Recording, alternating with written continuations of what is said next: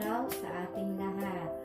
Naapektuhan ang ating pag-aaral dahil sa pandemic. Isang nakakatakot na pangyayari na sa ating ngayon ay naghahari. Isang sakit na di nakikita ating mga mata sa bilis ng hangin kung manalasa.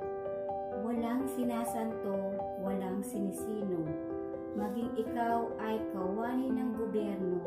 Sa ganitong panahon, tayo ay pantay-pantay.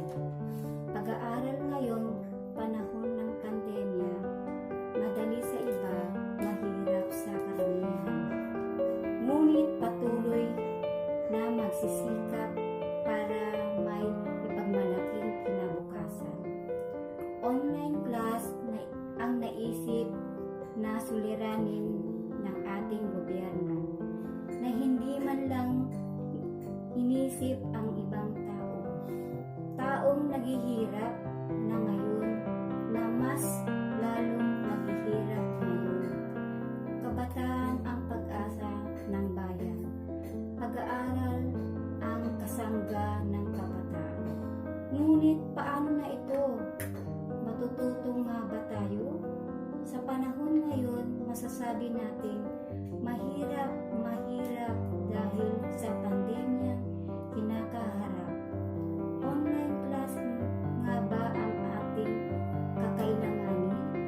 O pag-aaral na walang iniisip ng gastusin? Hindi natin mapipilit ang mga magulang. Natin natustusan ang pag-aaral sa gitna ng pandemya.